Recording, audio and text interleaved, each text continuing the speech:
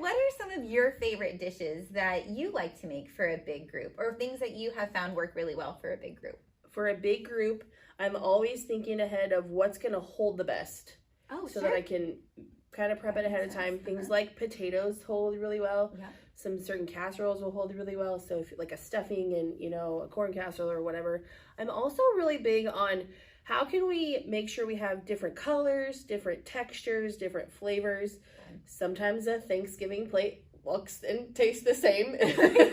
All the colors and things. So I really like to mix it up with, maybe a different fun salad with some, really crunchy, fresh vegetables, or figuring out, maybe a different flavor that we add into our stuffing or something, just to make it a little unique and try something new. I know people have their traditions and that's okay, but adding something new can be really fun. Like I said, anything that you can prep ahead of time that will hold really well so you're not kind of panicking and trying to make things at the last minute. I don't find that pasta holds really well, so I try to stay away from, anything pasta related for a large group, unless that's your main focus and you're making it right then. I think just thinking about the logistics of what you have space for, if you can hold things in crock pots, if you have, because obviously food safety is a huge concern and you want to make sure that your food's hot and safe for everybody to eat. So.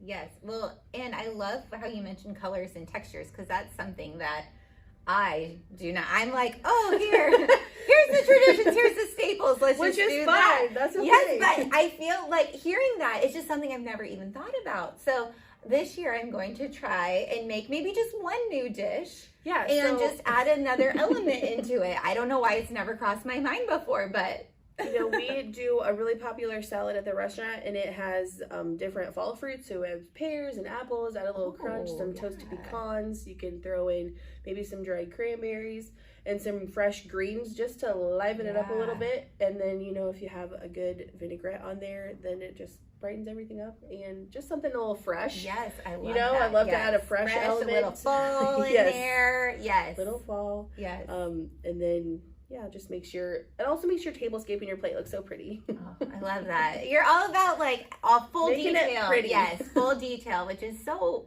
wonderful and such a nice, refreshing perspective to have. So I love, you can tell that this is your element, because you think about all of those things. So if you haven't done anything different in your holiday tradition lately, maybe try something different this year and add a little bit of color and texture to your plate and see how it goes. Maybe your guests will be pleasantly surprised. I bet they will.